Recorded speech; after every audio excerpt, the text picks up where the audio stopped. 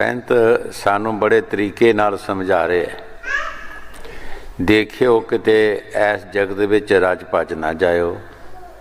ये एक सुफना है। सुफना जिहड़ा है रात नूं किसी भी इंसान नूं सुफना आउंदा है ते सवेरे क्या उहदा कोई सबूत हुंदा है? कुछ भी नहीं नज़र आउंदा। रात पखियारी कई बार पातशाह बन जाता है, कई बार पातशाह पखियारी बन जाता है, लेकिन सुबह कुछ भी नहीं। ये संसार एक सुफना दसिया है और सानू बड़े एक ध्यान दे नाल उस पासे साड़ा ख्याल जाना चाहिए है कि साढ़े पिछले कित्थे गए ने। साढ़े पहला भी कोई है सन, वो किधर गए है? सुफना हो गया है, चला गया है, मुक गई गल। एक सुफने की न्याई कौन सी है सी जी, होंदे सन जी, बस कुछ भी नहीं हैगा। स्वामी जी महाराज बाणी दे विच जो फरमा रहे ठीक फरमा रहे है कि भाई ये संसार देखी किते इत्थे रज भज ना जाए। एक सुफने की न्याई है, ना इत्थे असी रहना है ना कोई रहा है। फकीर कई बार सुफने विच भी साढ़े कर्म जिहड़े भुगता देंदे है। कई बार अगे भी दसिया है, एक महात्मा सी, उसका एक सिख सी। सिख ने महात्मा नूं कहा, महाराज मैनू दुनिया की ऐशो अशरत दसो। महात्मा ने कहा, बेटा ऐशो अशरत जिहड़ी है दुख है, तू भजन करया कर। पर मन बड़ा शैतान है, जदों किते अड़ जाता है ये उस गल ते फिर पूरी करके छड्डदा है। फिर जद कदे मिलना कहना, महात्मा जी महाराज मैनू दुनिया की ऐशो अशरत दसो। कुदरती महात्मा ने अपनी ताकत दे नाल एक देश विच जाके उन्होंने पैदा करता, सुफने विच ही। सुफने विच पैदा होया और जवान होया, रंग राग होए। जिस घर पैदा होया, शादी हुई, बाल बच्चा होया, प्लेग की बीमारी आई, सारे मर गए। जदों सारे मर गए, कला रह गया। फिर सोचता है हुण ऐशो अशरत जिहड़ी वो दस रहे है, पहले खुशी आई, पैदा होया, शादियां होईयां, खुशी हुई, बाल बच्चा होया, खुशियां होईयां। जदों प्लेग की बीमारी आई, सारे मर गए, गमी आ गई, कला रह गया। एक शहर विच सोचा कि चलो किते मेहनत मजूरी करके खा लवांगे, शहर में चला गया। वो शहर का राजा जिहड़ा सी वो मर चुका सी, पर उसने अपने जीवंदे किसी नूं अपना जिहड़ा प्रोग्राम सी राज किसे सौंपिया नहीं। पिछले जमाने में यह हुंदा सी कि सुबह सुबह जिहड़ा कोई बंदा शहर च आ जाए उसनूं राज तिलक दे देंदे हुंदे सी, जे कोई पातशाह अपनी हथी ना दे जाए। कुदरती वो सुबह सुबह चला गया, उन्हें हाथी शंगारिया ते शहर विच फिर रहे सन। उन्हें फटाफट उसनूं हाथी दे चाड़ के राज तिलक दे दिता, राजा बना दिता। फिर खुशी आ गई। जदों राजा बन गया, फिर वजीर दबान जितने भी सी उहदे नाल खाना पीना शुरू कर दिता। पर वो कटंजा दे घर पैदा होया, नीच घर। पता लगदा लगदा उस मुल्क दे विच काल पै गया जिथे वो रहिंदा सी पहलां। एक जलूस की शक्ल विच लोकी आए।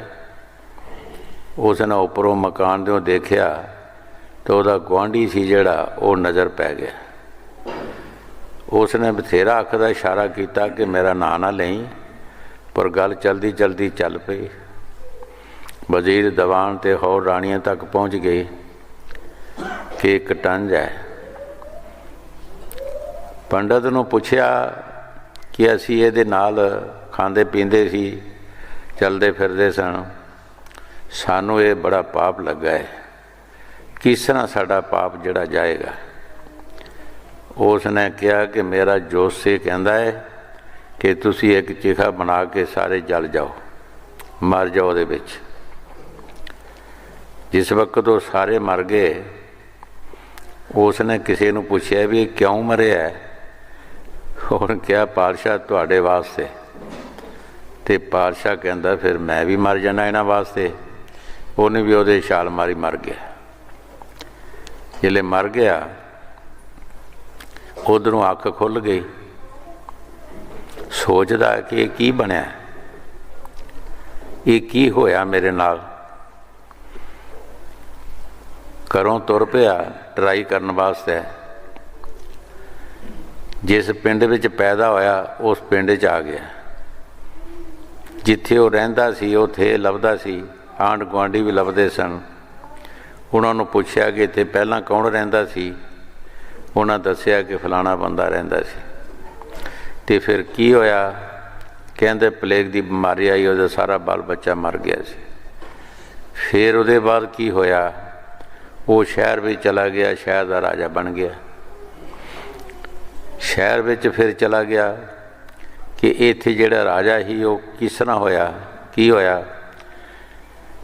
कहंदे वजीर दीवान ते राणियां ने चिखा बना के उहदे विच जल गए सन, ते राजा भी उहदे विच ही छाल मार के मर गया सी।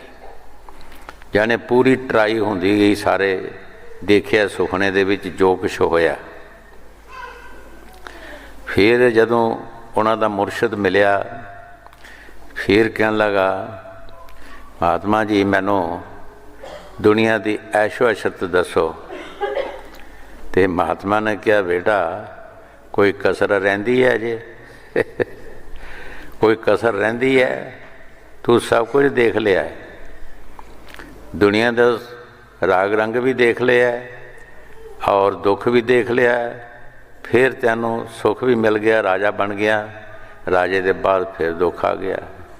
मैं तैनू पहलां कहा सी कि दुनिया की ऐशो अशरत जिहड़ी है ये दुख है, ये दुख है, तो तैनू कोई कसर तो नहीं रही हैगी।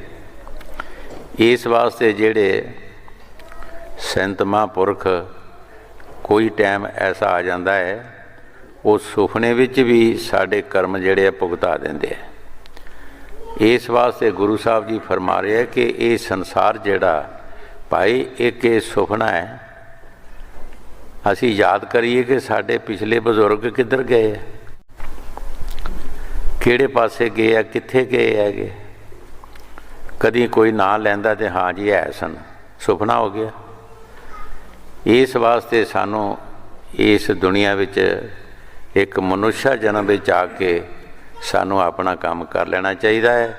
साडा काम भजन सिमरन है और साध संगत की सेवा, सत्संग, जिहदे नाल साडी कल्याण होनी, ये बहुत जरूरी है। हाँ जी। पचो मत आए इस जग में, जानियो रैन का सुपना। देह और ग्रह सब झूठा, परम में काहे को खपना। गुरु साहब जी बड़े प्यार दे नाल फरमा रहे है, ये देह और ग्रह तेरा जेड़ा ये सब झूठा है, ये सारा भरम है। तू क्यों इस भरम च खप रहा। एक बार असी इंडिया विच दौरे गए, आनंदगढ़ पिंड सी एक, रस्ते दे विच एक बड़ा वड्डा थे जिहा आया। सियाल दे दिन सन, उत्थे लोकां ने पशु बद्धे, कोई इट्टां कढ़ रहा सी, कोई बीबियां पाथियां पथ रही सन। असी खलो के पुछया कि तुसी दस सकते हो कि इत्थे पहला कौन सी? तो एक दूसरे पासों सुनिया ही होंदा है। बिच कुछ बजुर्ग सी कहन लगे भी असी ये सुनिया है इत्थे श्री रामचंद्र महाराज का जिहड़ा पिता सी वो ब्याहन आया सी। श्री रामचंद्र महाराज का पिता ब्याहन आया सी। दिल च सोचिया कि देखो जदों ब्याहन आए होणगे इत्थे किते कोई मक्खी नहीं आउंदी होनी, शाही मकान होने। अज इत्थे पशु बद्धे है, पाथियां पथ रही, बीबियां इट्टां कढ़ रहे सी। लोकी किधर गए आ? सुपना हो गया। इस वास्ते गुरु साहब जी जो बाणी च फरमा रहे ठीक फरमा रहे है, भाई तेरी देह भी झूठी है और ग्रह भी झूठा है। ना असी इस देह विच हमेशा रहना है, ना इस घर बार विच असी हमेशा रहना है। हाँ जी।